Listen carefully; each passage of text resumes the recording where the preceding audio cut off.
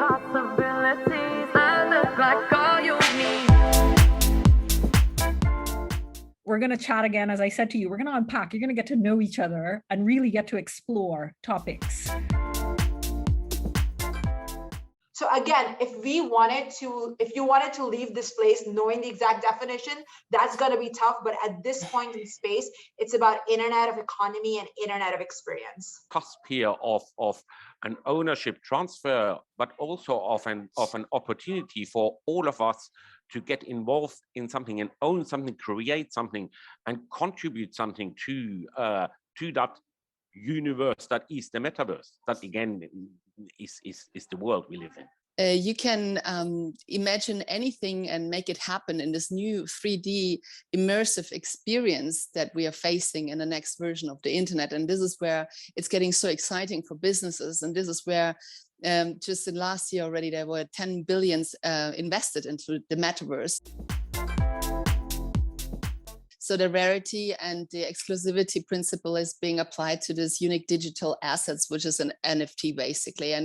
And this also translates like in real life to high prices. And where I see a very increase and really making sense use case is that all the fashion brands go into the NFT market in a way that they blend the real world with the digital world. So you get an NFT as a receipt, basically a provenance, and you can also use the NFTs. And one of them is that I know about the world before the internet.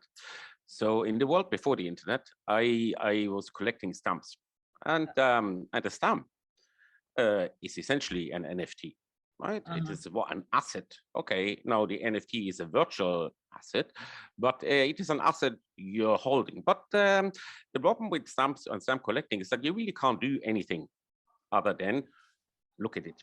Okay, I mean, yes, you could sell it or you could swap it, or but essentially this is it, right? And this, the way I see it, is what your NFT does.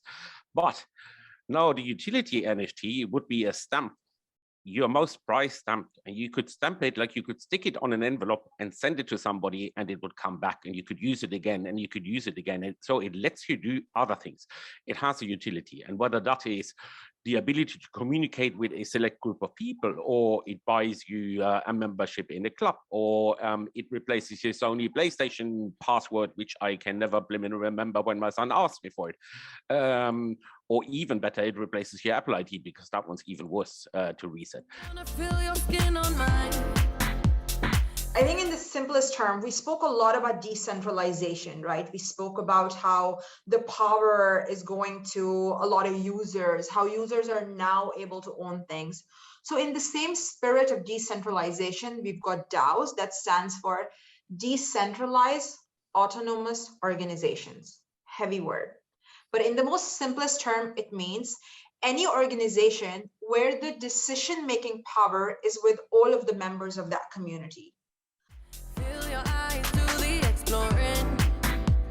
Passion in the message when you smile.